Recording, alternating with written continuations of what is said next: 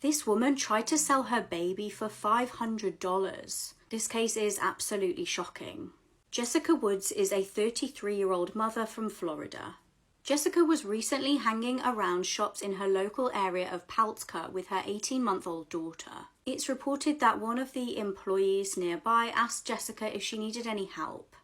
Now, shockingly, Jessica stated that no, she didn't need any help, but she would be willing to sell her daughter to the shop assistant. She stated that she wanted to sell her child for $500. Now, the employee obviously declined to buy a child off this woman, and Jessica then shockingly walked off and left her with the daughter. Obviously, the member of staff kept the child really safe and took her to a nearby police station. She told the police the horrific situation that had unfolded, and police obviously went then and arrested Jessica. Her poor child has been placed in foster care. Jessica was charged with child abuse, child neglect, and abandonment of a child.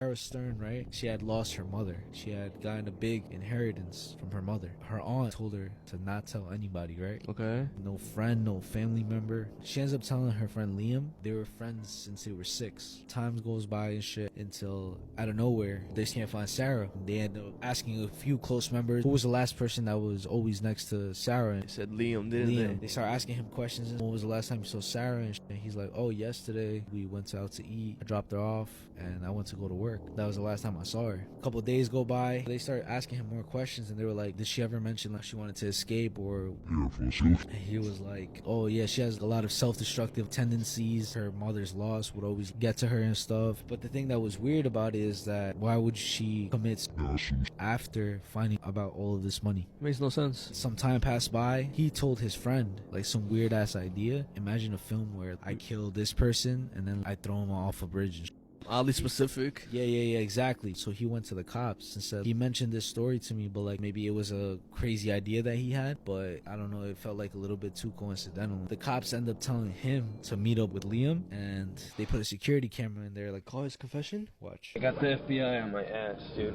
About what? About killing Sarah. That's not even the worst part. The worst part of it is Imagine being crushed to death on a theme park ride. It was October 2016 at the Dreamworld theme park in Australia. The Dreamworld website invites you to create happy memories that will last a lifetime. On the day in question, 4 people were riding the Thunder River Rapids ride. Now, 2 men and 2 women, including a brother and a sister, were on rafts on the ride. Tragedy would soon strike, however. 2 rafts collided and flipped over on the mechanical ramp. This crushed the individuals, killing them all. The victims were Kate Goodchild, Luke Dorset, Brusba Aragi and Cindy Lowe. The incident was stated to have been caused by a faulty water pump near the end of the ride. A coroner found a systemic failure by Dreamworld in relation to all aspects of safety. The park operator admitted to breaching safety laws and confessed to not reviewing the ride's safety risk in over 30 years. The park shut down for 6 weeks after the deaths, and they demolished the ride. They were fined the equivalent of around £2 million. Imagine your friend being murdered while on FaceTime with you. Kelvie McRae was a stunning 18-year-old from Florida. She was a beautician and a model and was described as being very intelligent with a flair for life. Earlier this year, she'd been living at West Palm Beach. Her ex-boyfriend was 19-year-old Keyshawn Shaw.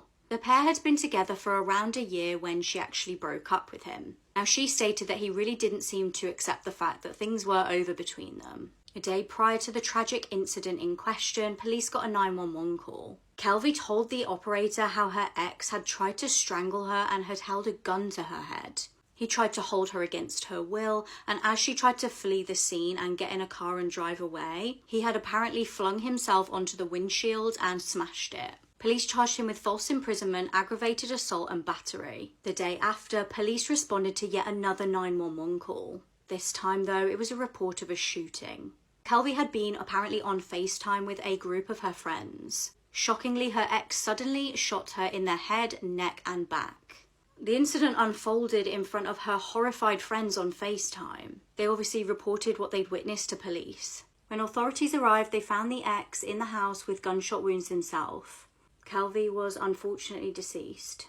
Keyshawn was leaning against a wall and was arrested and transferred to hospital. He then later died from his injuries. This mother drowned her baby in a bathtub to prove to her boyfriend that he was her top priority. 20-year-old Esperanza Ray has been charged with second-degree murder in the connection with her son's death. She initially claimed that her son died at a hospital on March 6th, but there was no record of the child ever being there. Esperanza then confessed to drowning and killing the boy, and then disposing of his body in a backpack, which she then threw away in the trash. And the crazy thing is, she allegedly did this because her boyfriend didn't like the child, and actually wanted her to put up her own son for adoption. Esperanza wanted to prove her loyalty to her boyfriend by prioritizing him over her own baby. She became upset at her son when he began to cry when she was bathing him. Esperanza texted her boyfriend indicating what she was going to do before she committed the awful act. A photo of the boy submerged in the bathtub was found on Esperanza's phone, and sadly the young boy's body has yet to be found. Edwin Trudeau, who was Esperanza's boyfriend, was charged with aiding an offender after being an accomplice.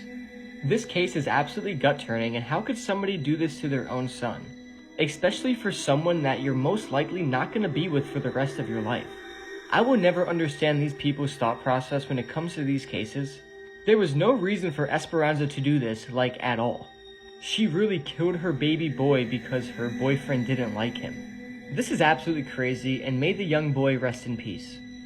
I thought I had heard about all the worst cults, but nothing prepared me for this one. This is the Chijon family, a cannibal gang in South Korea hell-bent on literally eating the rich. So back in the early 90s, this group of guys bought a house in Bulgat-mayon in the southwest of Korea. They christened it their murder house, and this is what they did to the basement. There were not many houses in the area, so they could go undetected for a while, but this was an incinerator that they built, and these were 2 jail cells. And before I dive in, if you want a full overview on this group, definitely listen to this week's episode of Heart Starts Pounding. See, they were working low-wage construction jobs, and they thought that the world had been corrupted by the rich. So their plan was to kidnap as many rich people as they could, hold them in these jail cells until they paid as much money as was possible, and then they would kill them and put them in this incinerator, and occasionally they would eat them. The only problem was these guys were kind of dumb, and they had a lot of trouble actually identifying rich people. So they ended up kidnapping and killing a bunch of poor or middle-class Korean civilians. There was one couple that they kidnapped from a wealthy area, but it turned out that the couple themselves didn't have much money. The husband ended up still giving a bunch of money to the gang, but at the end of the day it didn't matter, and they were still killed and put in this incinerator.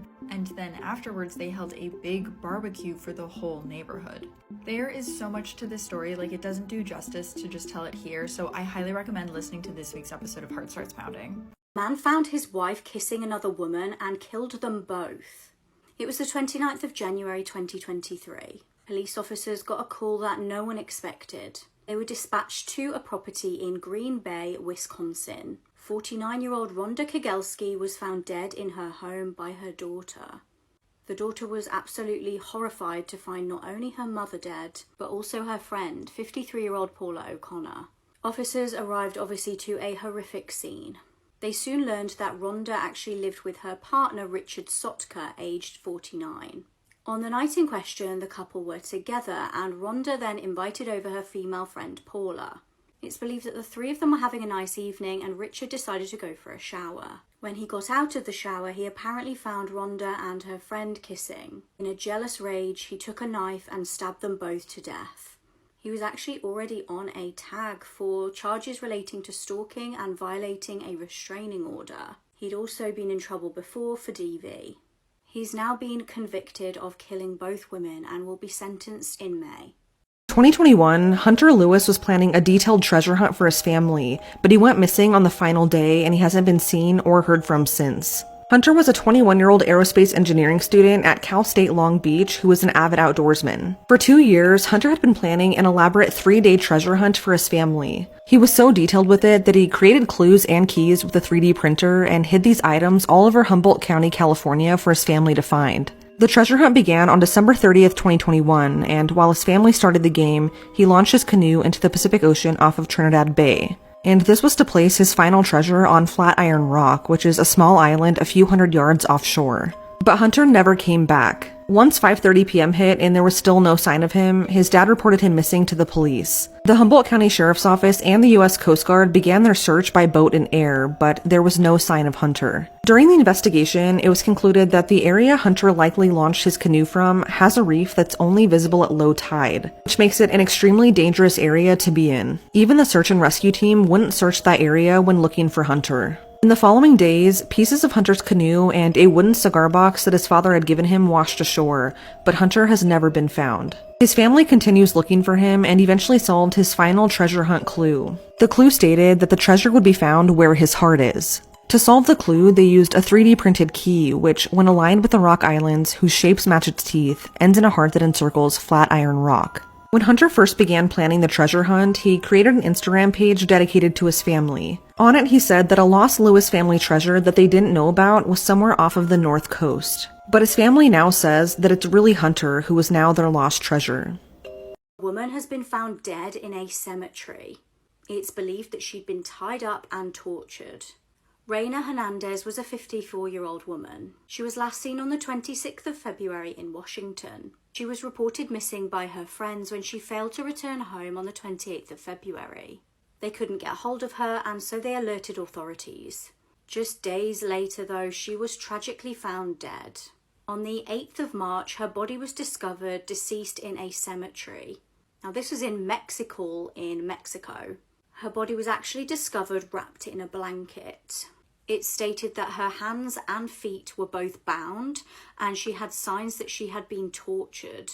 Authorities have indicated that they believe this to be a DV crime, but they've kept the other details fairly vague. It's been reported that a 61-year-old has been identified as a suspect, and they've actually been arrested on unrelated charges. A GoFundMe page has been set up to help to bring the victim's body back to the US to her family.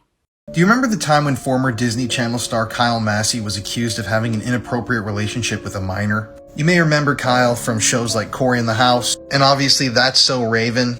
But recently, Kyle gave an interview and spoke publicly for the first time about all this, and his response is shocking.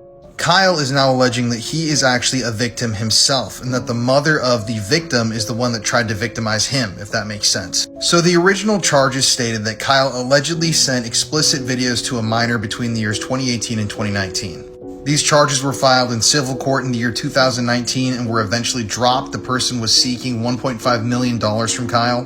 But then in February of 2022, the mother contacted another sheriff's department and filed criminal charges. But this is where this gets really strange, because recently Kyle went on record and gave an interview and stated that he was actually the one that was assaulted by this mother who filed the charges on behalf of her daughter. Kyle's lawyer named Ariel actually provided receipts that showed that Kyle had met this mother in the year 2007. This would have been when Kyle was only 15 years old. According to the lawyer, the police statement that this mother provided to the sheriff's department claimed that Kyle had actually promised this mother that he wanted to move with her, he wanted to be with her. Keep in mind, this is when he was younger. And allegedly a witness in the case heard this mother remark that she wanted to become pregnant by Kyle in order to get Disney money. Now, something interesting though is that Kyle did admit that he had communications with this underage girl, the daughter of the mother, and he even claims in a vague sort of way that there was something inappropriate that was shared with the girl and that he immediately corrected the issue. But I don't know, this is just a really strange story. Let me know your thoughts on this below, because I hadn't read this part, Kyle's part of the story, and for now it's really just one person's word versus the other. This is the elevator video, one of the worst elevator accidents caught on camera explained.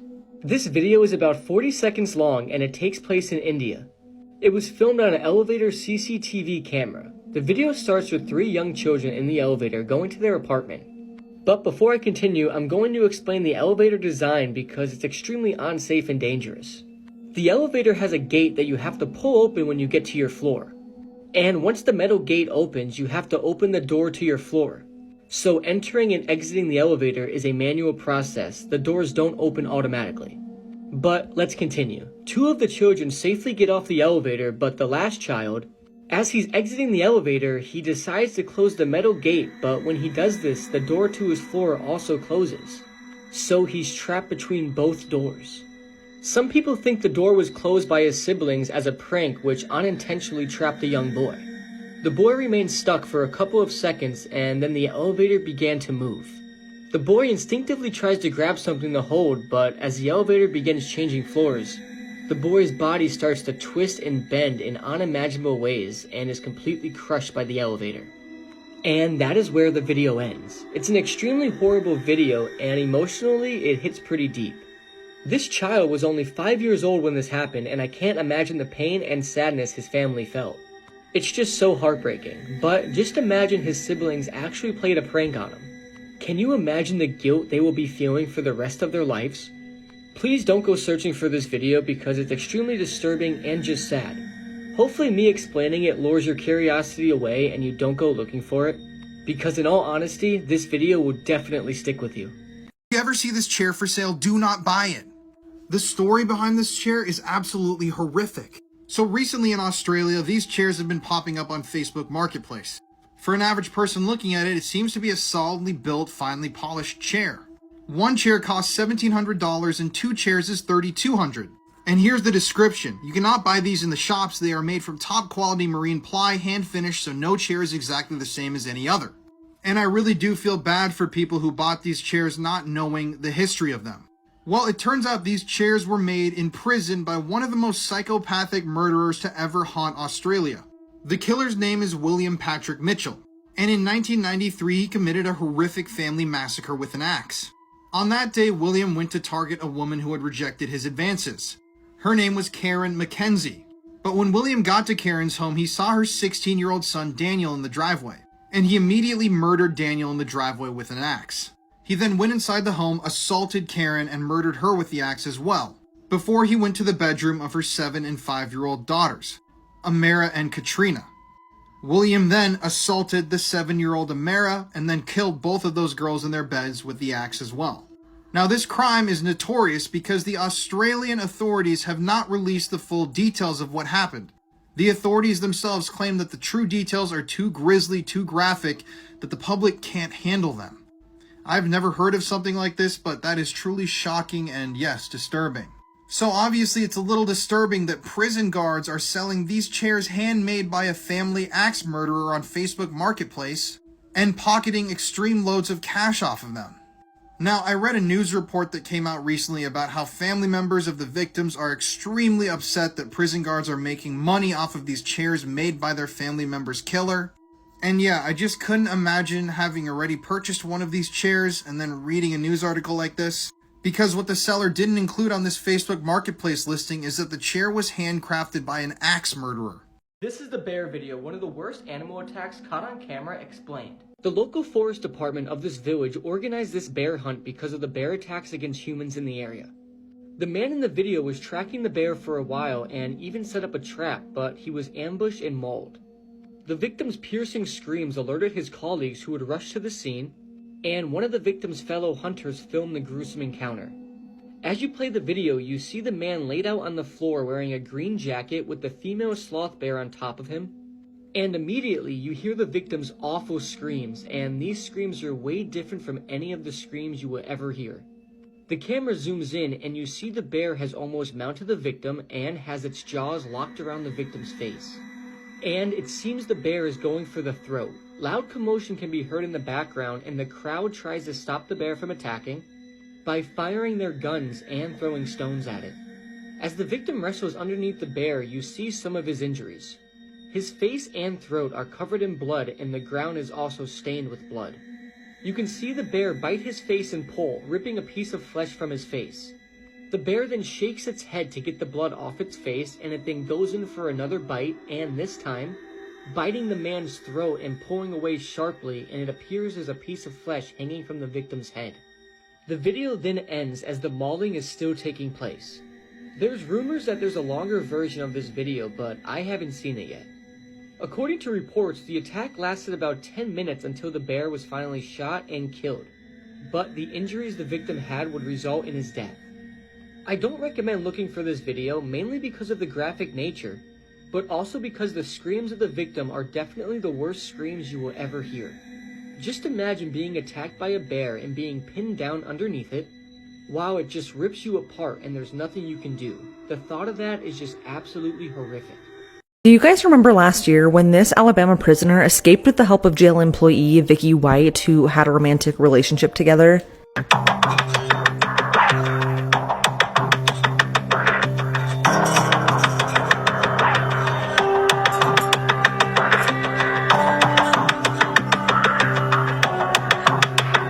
56-year-old Vicky White worked at the Lauderdale County Jail for nearly 2 decades, and her last day on the job was April 29th, 2022. But instead of celebrating with her coworkers, she planned the escape of 38-year-old Casey White, who was serving a 75-year prison sentence over multiple charges, including attempted murder from 2015. The two had been in a romantic relationship for 2 years when they planned the escape together, and when that day finally came, they were on the run for 11 days, which resulted in a manhunt across 3 states. Casey was recaptured in Evansville, Indiana. But leading up to the capture, Vicky died by suicide following a self-inflicted gunshot wound. Last month, Casey pleaded guilty to first-degree escape in exchange for having a felony murder charge involving Vicky's death dropped. He was sentenced to life in prison without parole. At the court hearing, Casey stated, quote, "I loved Vicky. I wouldn't drag her name through the mud for anyone in this courtroom. Vicky took me out because she said right was right, wrong is wrong. She was the first person who gave me a hug in 6 years. We just wanted a new life together. I chose this road and it cost me my life and freedom." End quote. He apologized to Vicky's family and said that her only regret was leaving them behind. At the court hearing, Casey also said that Vicky helped him escape because she thought it was unfair that he was still in jail when others have been accused of worse crimes and have been let out. But his charges from 2015 included home invasion, 2 carjackings, multiple shootings which left a dog dead and a woman injured, and he'd also tried to kill his then-girlfriend and hold her roommates hostage. Casey is also still facing a capital murder trial for the murder of Connie Ridgway, who was found stabbed to death on her living room floor on October 23, 2015. Police in Rogersville, Alabama investigated her murder, but her case would go cold for 5 years until Casey White, who was already in jail, confessed to her murder. He has since recanted his confession and pleaded not guilty by reason of insanity, but he knew details about the murder that were never publicized. That trial is set to begin on August 14th. This is a very recent case, and it's the story of 8-year-old Jackson Morrow. Having an 8-year-old son myself, this one really hits hard. Jackson lived in Michigan with his parents, Mia and Brian. The couple had been investigated multiple times by Child Protective Services over the treatment of Jackson, but he was never removed from their care. This is a prime example of being failed by the system. Jackson attended school at the Logan Autism Learning Center, but the couple soon became sick of the teachers reporting them to CPS for mistreating Jackson, and they pulled him out. Brian Morrow also has a daughter who used to live with the couple and Jackson. She stated to police that they didn't like to deal with their son as he smelt like urine and they'd often lock him away in his bedroom, ignoring his cries. He even broke the bottom of his door so that he could stick his hand out. On May 3rd, 2022, 911 responded to a call from Jackson's grandmother. When they arrived at the Morrows' home, they found Jackson laying on the couch, and it was clear that he hadn't only just passed away. Jackson was extremely thin, and the couple soon revealed to police that he'd actually passed away the day before. They hadn't called authorities because they wanted to spend time with their son before they came and took him away. Later that day, the couple were tested for drugs and both tested positive for methamphetamine. Jackson's autopsy revealed that he was extremely malnourished. He weighed just 31 pounds, which medical records show was the same weight that he was at just 3 years old. His cause of death was neglect, and it was treated as a homicide. In June 2022, both Mia and Brian Morrow were arrested and charged with 1 count each of first-degree murder. Both Mia and Brian had their charges reduced to second-degree murder after agreeing to plea deals. Mia agreed to serve a minimum of 25 years, and Brian agreed to serve a minimum of 22 years. On sentencing Mia, Judge Laseta criticised her for doing nothing as her autistic son wasted away before her eyes. She said, "He looked to you to protect him. I don't understand this. He weighed just 31 pounds at the age of 8 years old." On March 13, 2023, Mia Morrow received a sentence of 25 to 50 years. And Brian Morrow is due to be sentenced on April 17, 2023.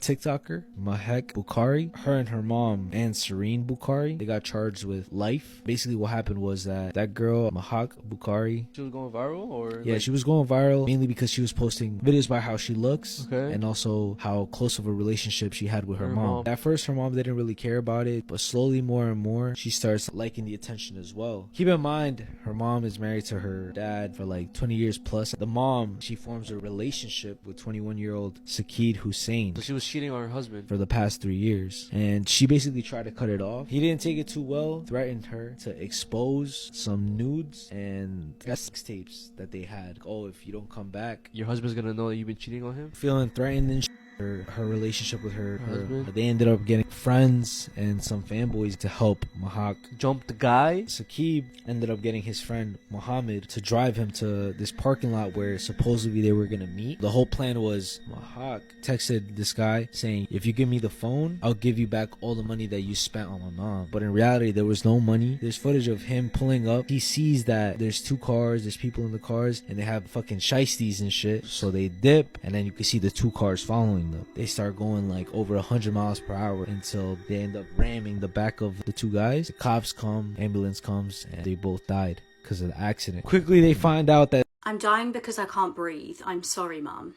This is part of the final text from one of the victims of the horrific Essex lorry deaths. It was the 23rd of October 2019 in Essex. Just after 1:40, lorry driver Maurice Robinson rang 999.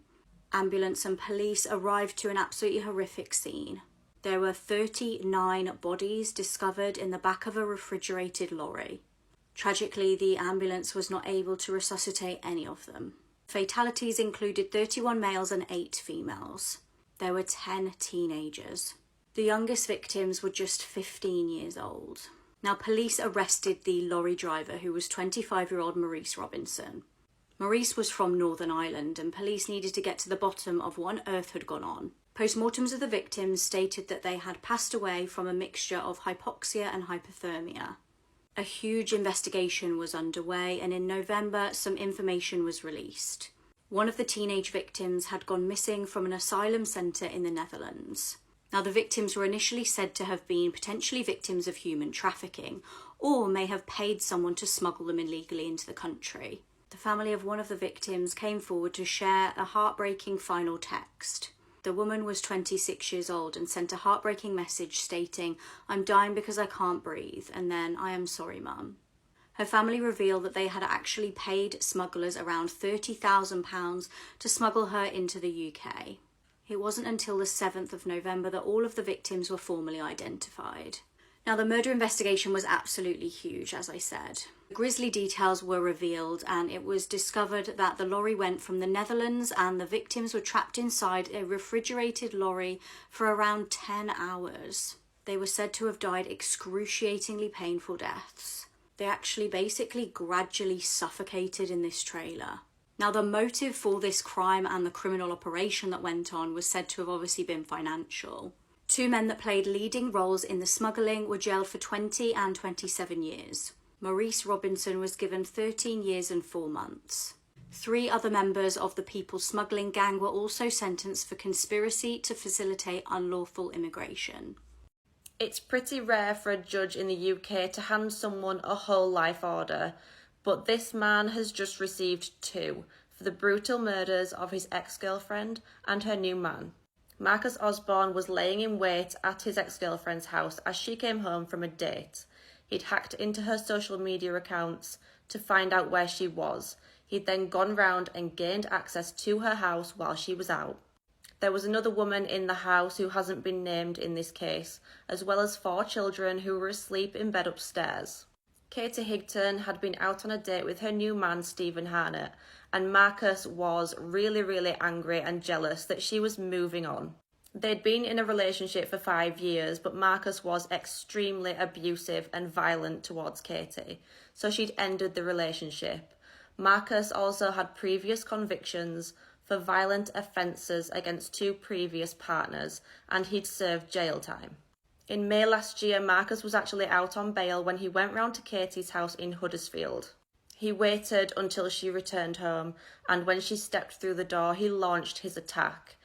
He was armed with a knife from Katie's kitchen, and he stabbed her a total of 99 times. 20 of those stab wounds were to Katie's face. Once she was dead, he had a wash, and then he used Katie's phone to lure Stephen round to the house. When Stephen walked inside, he attacked him in the exact same way, stabbing him a total of 24 times. He then went upstairs to where the other woman was, and he raped her at knife point. Just days before her death, Katie had actually gone to the police and reported the abuse that Marcus had put her through for 5 years.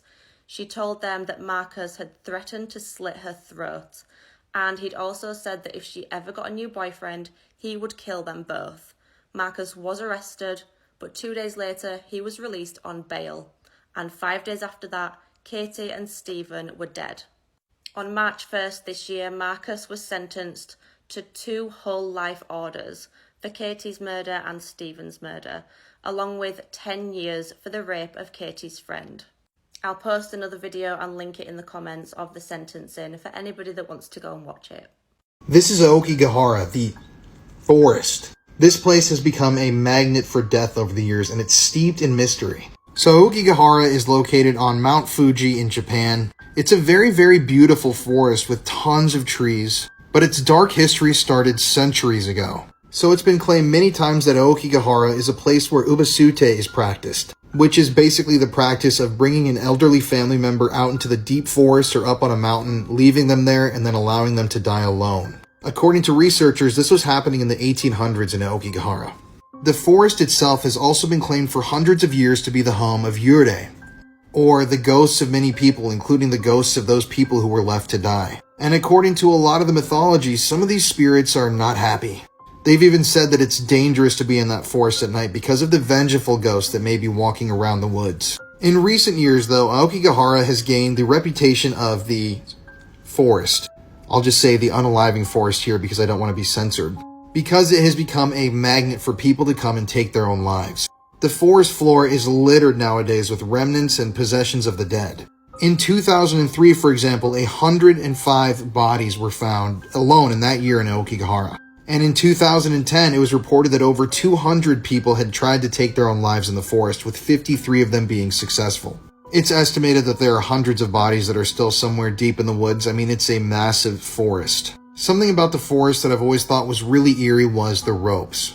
Oftentimes, those who venture deep into the forest leave a trail of rope, meaning that they may be pondering taking their own life, so they bring a rope with them so that if they do get lost deep in the woods, they have a rope that they can tug on that will lead them all the way out. But there are tons of ropes in the woods that lead to nowhere, meaning that the person who went in never came back out.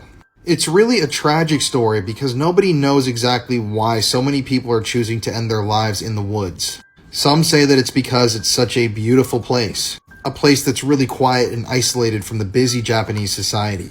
Others attribute this to a 1961 novel called The Tower of Waves, which describes Aokigahara as the perfect place to die, essentially. Obviously, Logan Paul was canceled back in 2018 when he visited the forest and was making jokes around the body of somebody that he found there. But I'm sure that this forest still has so many more stories that have yet to be told.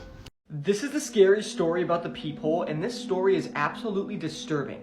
A 15-year-old girl named Donna lived with her father in a very small house. Ever since her mother died, Donna had depended on her dad for literally everything.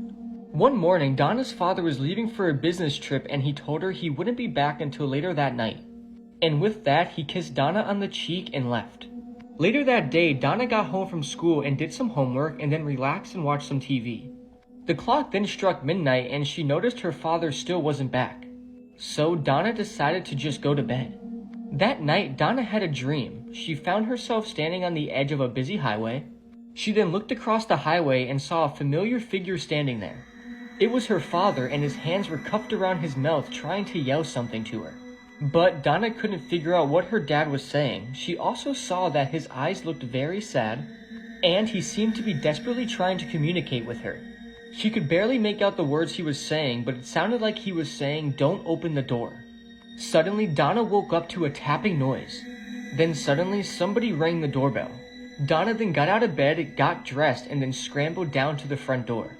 She then looked through the peephole and saw her father's face outside. He was staring directly at her and the doorbell was still ringing. "Okay, hold on, I'm coming," she shouted. She pulled back the deadbolt and was about to unlock the door when she suddenly stopped. She then looked through the peephole again and noticed there was something very off about her father's expression. His eyes were wide open and he looked very terrified. She then slid the deadbolt back into place and said, "Dad, did you forget your keys?" But the doorbell just kept ringing. "Dad, answer me," she said, but the doorbell continued to ring. "Dad, please, I need you to answer me. Is there somebody else out there with you?" But there was no answer and the doorbell continued to ring. Donna then yelled at the top of her lungs, "I'm not opening this door until you answer me." The doorbell continued to ring and her father did not answer her desperate cries. For the rest of the night, Donna sat in the corner next to the door crying and helplessly listening to the doorbell ringing over and over again. She then eventually fell asleep, and in the morning when she woke up, she noticed it was very quiet, so she got up and went over to the peephole. She then looked through it and saw her father still standing there staring. She then opened the door and was confronted with a sight that filled her with absolute horror. Her father's severed head was hanging from a nail above the door, and there was a note attached to the doorbell, and in weird sloppy handwriting it read, "You are a very clever girl." Hammer coined the phrase, "You can't make this stuff up," might have known the story of real-life boogeyman, Albert Fish. A slight, elderly man with grey hair, no one suspected the kindly single father of being sadistic child murderer and cannibal. Dan Schneider, the man behind shows like iCarly and Victorious, has been accused of a number of bizarre things over the years, so let's talk about them. So if you don't know who Dan Schneider is, he's a former showrunner for Nickelodeon who had his hand in a ton of different shows. Shows like The Amanda Show, iCarly, All That, and so many others. And it was a few years ago when these allegations began to come out against Dan, so let's go back in time. First of all, we have to talk about how this guy has an obsession with feet. I mean, think about the old Nickelodeon logo. He had a hand in that logo being made. Here are just a few of his tweets from back in the day talking about children's toes. He's talking about Victoria Justice getting ketchup poured on her feet. This tweet that he made about Ariana Grande when she was a minor, calling her little and she's smiling at her co-star's feet. This one inviting a random fan online for a drive and asking them to rub his feet. Another one informing a fan to take a toe shower. And even this one where he asks for all of their fans, most of which were minors, to send in feet pics. So obviously this is all really strange, but it was Dan's on-set behavior that really rubbed a lot of people the wrong way. So one of the things that former stars complained about was the fact that they were constantly sexualized on the show, which even just looking at this sort of stuff, you can see 100%. Two anonymous sources even came forward and claimed that Dan Schneider fought for more revealing outfits to be worn by the underage celebrities, and that he didn't like when the kids wore more modest outfits. He was also allegedly very handsy with the underage stars of the shows. He would allegedly have them sit on his lap on set, and people have also claimed that he would text the underage stars outside of work hours. I mean, all you have to do is look for photos and videos of him on set with some of these stars, and they're all obviously very, very uncomfortable with the way he's treating them and the way that he's acting around them. It also should be stated that Dan Schneider was eventually let go from Nickelodeon after this all became a huge deal, but they let him go because he was verbally abusive and would burst out with angry outbursts all the time while on set. I mean, there have been a lot of stars that have come out and spoken about Dan Schneider, including Jeanette McCurdy. In her memoir, she refers to a person known as the Creator, which people think obviously is Dan Schneider, and she claimed that he pressured her into drinking alcohol and then giving him a massage. And this is something that Dan has basically admitted to and asked for forgiveness for. He actually asked these underage stars of the shows for massages at different times, which is just, once again, really, really strange and should never happen. So basically, Dan was using his power and his position to manipulate all these people into giving him what he wanted, and no one was really able to question it. He would verbally abuse people, ask for these weird massages, pressure people into wearing things that they didn't want to wear. And once again, there's just so much feet stuff in his shows. I mean, just go look up a compilation on YouTube about all of this. It's wild. There are also these tweets from Amanda Bynes that she tweeted a few years ago that are really strange. But I feel like there's still so much to this story that hasn't been told, and I hope we find out more about what really happened in the near future. These are videos humans were never meant to see. The video that I'm about to show you is extremely disturbing. This is Kevin Cosgrove's phone call from the 105th floor of the World Trade Center 2. He was trapped on his floor after the World Trade Center got hit by an airplane. You can hear him getting more and more annoyed and frustrated with the dispatcher throughout these few minutes, and it unfortunately ends abruptly when the tower begins to collapse. You hear his last moments of life as he says he's too young to die. This really puts into perspective how scary and terrible 9/11 was. May all the victims rest in peace, and here's the audio clip. So you can conserve your oxygen, okay? Try to take God to blow you in from the list.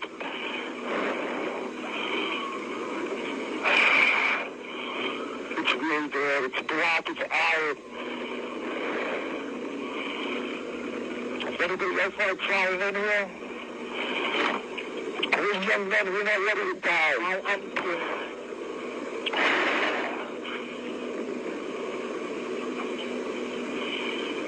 How the hell are you going to get my ass down? I need oxygen. They have a lot of apparatus on the It doesn't feel like it, lady. You get them in from all over. Get them in from Jersey. I don't give a shit Ohio.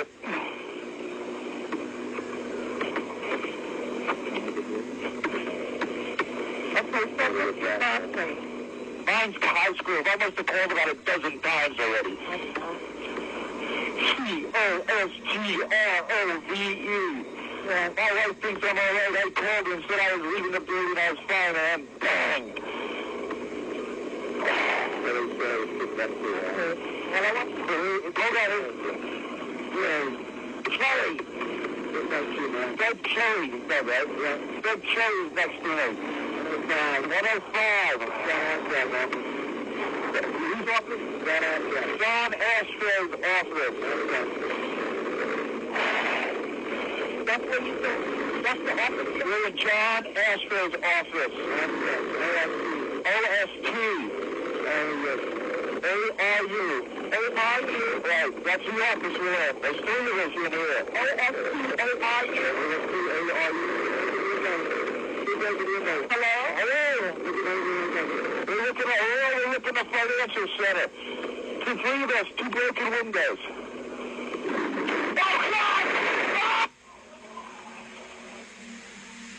Message number 100. This is the story of Stephanie Hamill. Stephanie, a 20-year-old travel agent from Wakefield, West Yorkshire, had her whole life ahead of her. She was engaged to the love of her life, James Garland, and was looking forward to a really bright future. Steph and James had met at school when they were just 13 and 15, proper childhood sweethearts. By the ages of 18 and 20, they'd moved into their first place together in Wakefield, and 6 months later, James asked Steph to marry him. By summer 2003, Steph had started shopping for a wedding dress with her mum Jane. The big white wedding was all she could talk about. She was so excited to marry the love of her life. Unfortunately, the couple never got to set a date for their wedding. On November 29th, 2003, the couple had enjoyed a night out together in Wakefield city centre. As the pubs and bars of Westgate were closing, and after grabbing a takeaway, the couple were going to walk home, but instead decided to try and flag down a taxi. Stephanie had been walking slightly ahead of James as the pavement was narrow, and they soon saw headlights coming towards them. Stephanie stuck out her arm, and a black Mercedes pulled up just ahead of her. As it had stopped, Stephanie assumed the car was a taxi and started to climb into the back seat. Just as James was approaching the car, the driver put his foot on the accelerator and sped right past James. Stephanie's leg was still hanging out of the back door, and James could hear her desperately screaming his name. The driver of the car was 29-year-old Ioannis Revenikiotis. He'd previously sexually assaulted a pregnant woman, and just an hour before picking up Stephanie, he'd also tried to lure 2 other girls into his taxi. When they told him to get lost, he'd carried on driving, looking for his next victim. James managed to flag down a police van, and between his distraught sobs, he managed to tell them that Steph had been taken. They drove James home to see if Steph had turned up there, but as they pulled up to the house and saw it was still in darkness, a voice came over the radio and told them that someone had been found in the road just 2 miles away. Stephanie had been found on the outskirts of Wakefield, lying in the middle of the road. She was pronounced dead at the scene. Stephanie had feared for her life as Revenikiotis drove her towards the countryside. She'd managed to get the door open, falling from the car, and being hit by an oncoming vehicle.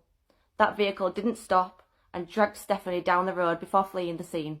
It was 2 years of living in absolute limbo for Stephanie's family before Revnikiotis was tracked down. His car was found in a scrapyard in Greece and he was arrested. It was another 2 years before he was charged, but in 2007 the jury found him guilty of Stephanie's kidnap and manslaughter and he was sentenced to 11 years. The driver of the car that hit Stephanie and failed to stop was Mohammed Ashik. He was given a 200-hour community punishment order and banned from driving for 18 months. At the trial of Revnikiotis and as the verdict was read, Stephanie's family could be seen punching the air in the gallery.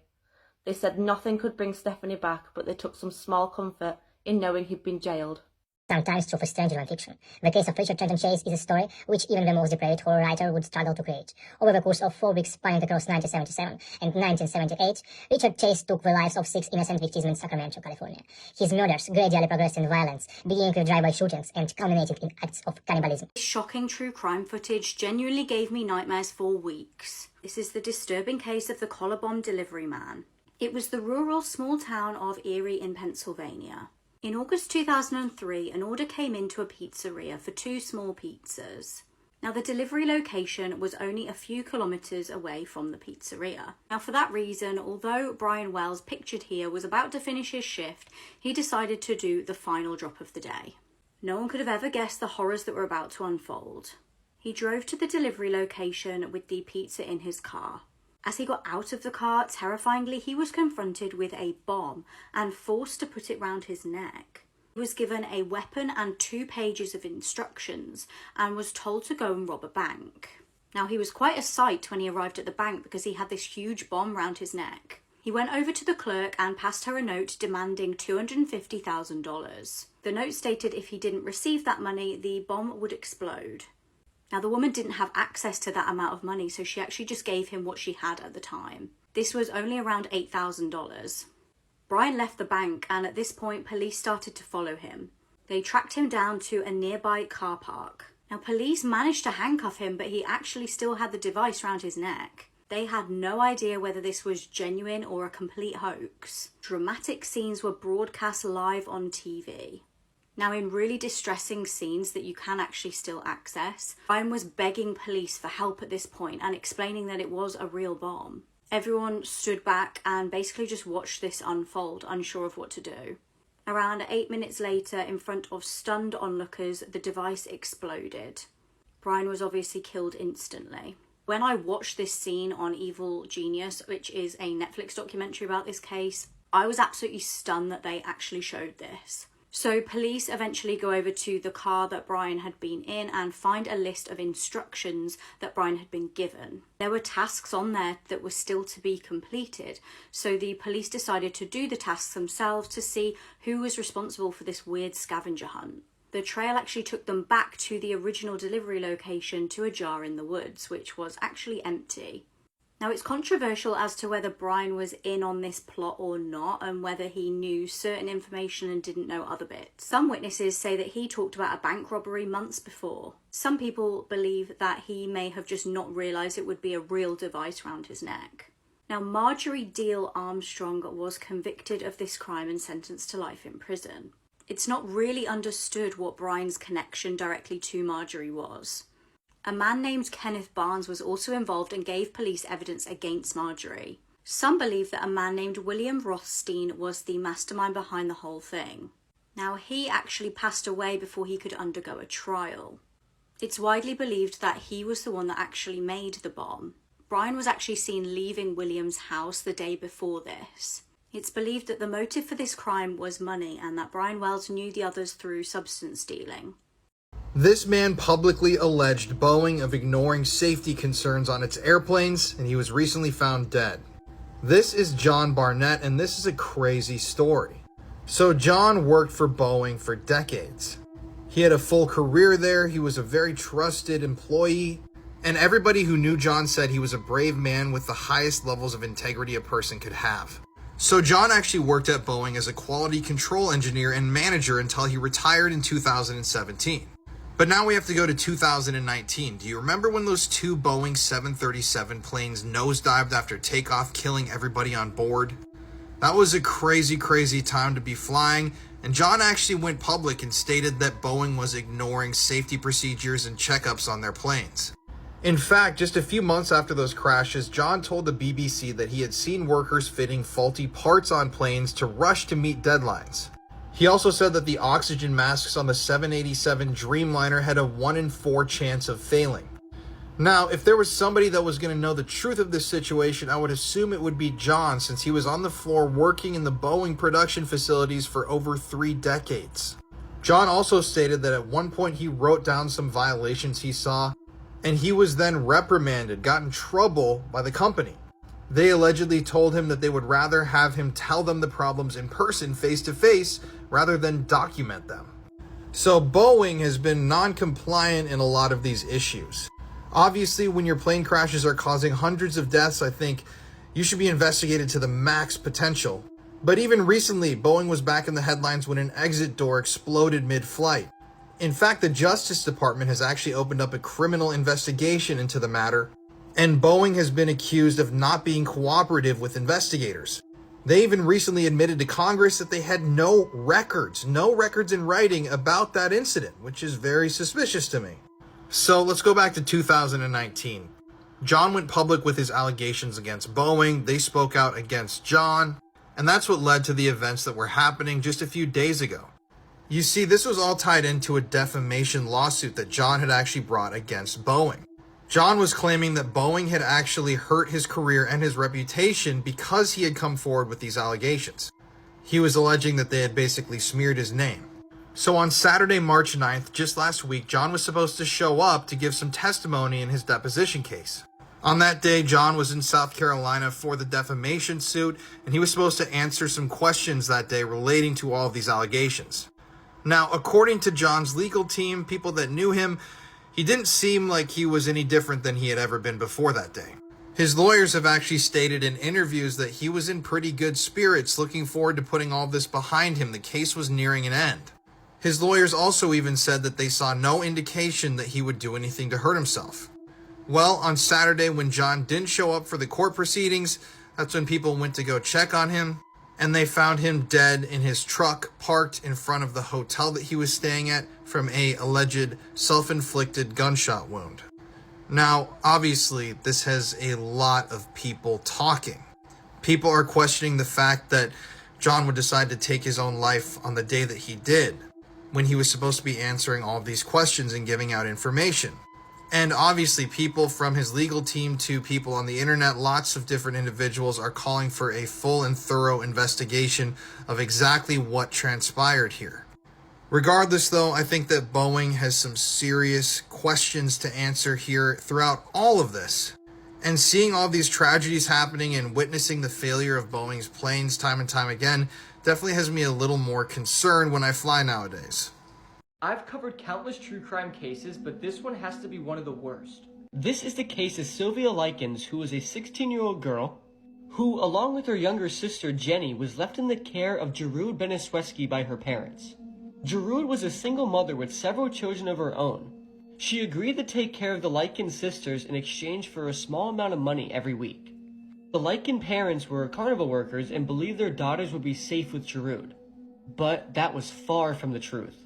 Things took a horrific turn when Jarud and her children began to subject Sylvia to prolonged physical and emotional abuse. She was physically beaten, starved, and subjected to various forms of torture.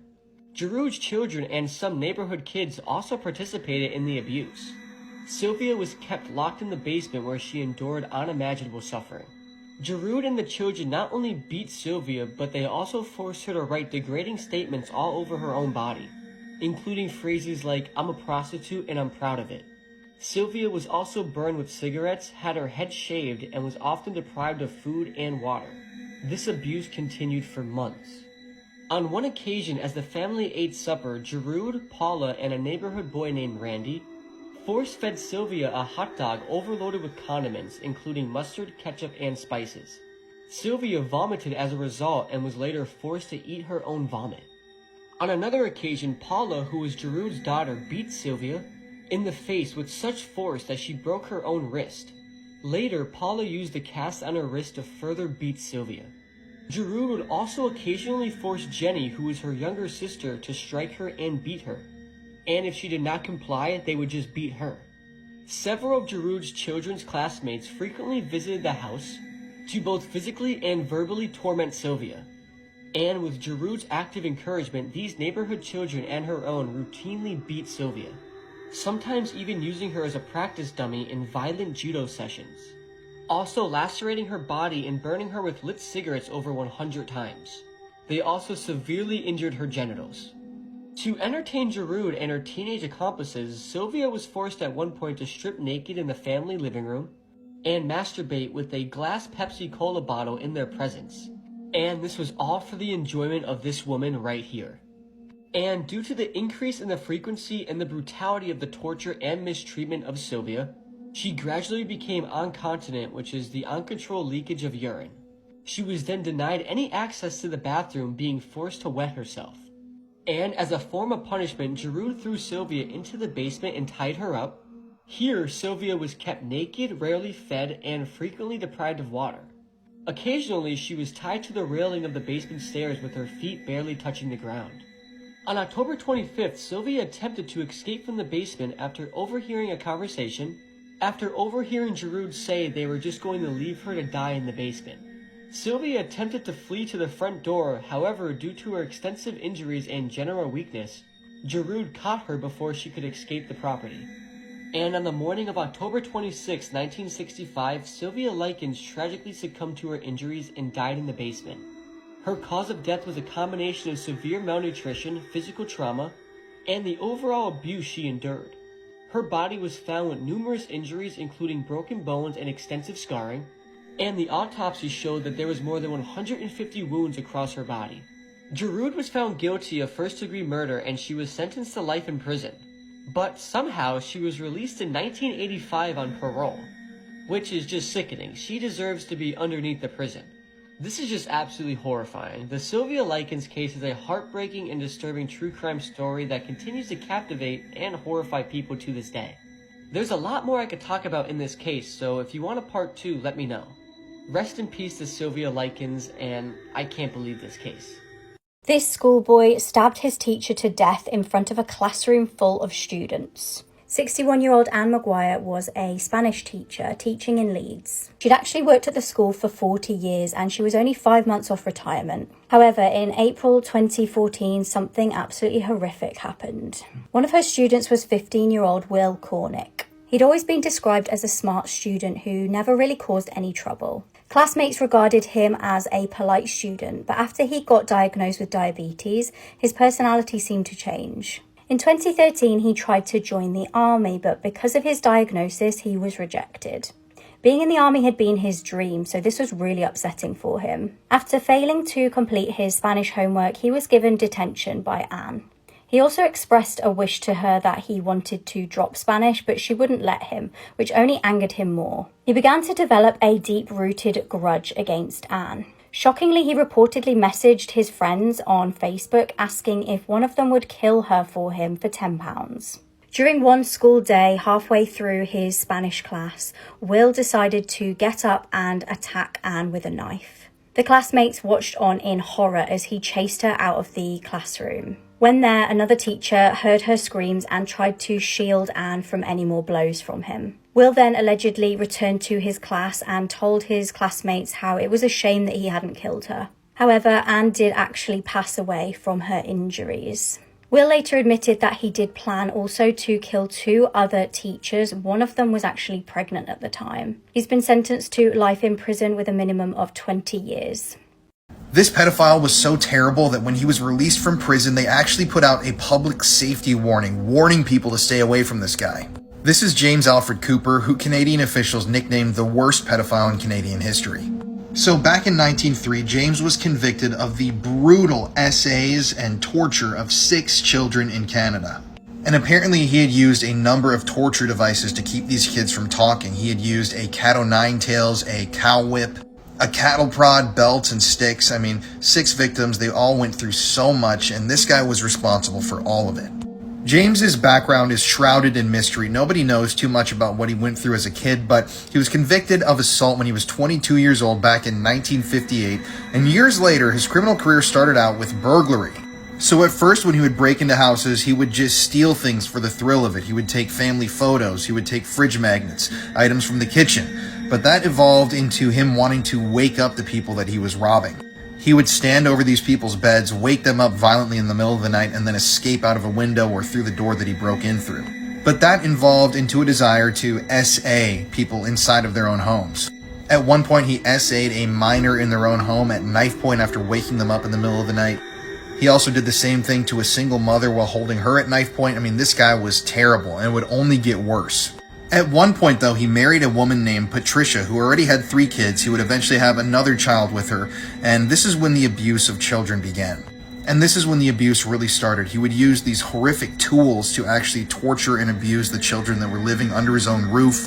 And he did these mind games with the kids. He even made them eat things like their own excrement out of their pants while everybody in the house watched. I mean, this guy was sick and twisted.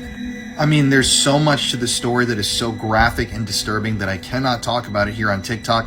If you want to look it up, there's a great article online that explains this whole case, and it's just really hard to get through. But he would even do things like buy tubs of ice cream, rub it on his body, and make his children lick it off of him.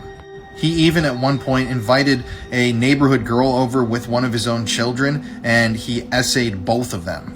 Keep in mind, this whole time he was also physically abusing the children, beating them, he was verbally abusing them. He was just the worst person. I can't even get that across how bad of a guy this dude was. Eventually, though, in 1987, he finally was arrested and charged with doing all of these horrible things. Eventually, DNA would link him to some of the break-ins that he had committed as well, and the assaults that he had committed during those break-ins. And at the time, he was given a 30-year sentence. Now, that doesn't sound like very much, but in Canada, that was the longest sentence ever given in Canadian history for crimes like this. But unfortunately, with Canada's laws, this meant that he didn't have to serve that much time for what he had done to his own children, to all of these kids for so many years, to all the random people he had victimized during the break-ins. And in 2012, he was allowed to walk free from prison after only serving 21 years. He was paroled out. And that's what led the Toronto Police Department, like I said at the beginning, to release a public safety warning, warning people that this guy was out of prison, he was walking amongst them, and that they didn't know what he was going to do next. So at the end of the day, if his sentences would have been imposed consecutively instead of concurrently, he would have been in prison for 180 years, meaning he would have died in prison. But since they don't do that in Canada, he only ended up serving those 21 years. Now, there is a little silver lining. Shortly after his release, he was re-arrested for breaking the terms of his parole. And at the time, he was on chemical castration drugs. He was actually urging his doctor to give him less of them. But since he was a first-time offender, as they called him back in '93 when he was sentenced, he was released shortly after violating the terms of his parole. And once again, he is somewhere out in Canadian society doing God knows what. I just thought I should make this TikTok to let you guys know that he is out there. And he's dangerous. He is a terrible human being. I'm urging you, if you want to read more about this case, to look up the news article. It is one of the most disgusting things I've ever read. And yeah, this guy is really worst of the worst. I can't think of a worse individual than this guy.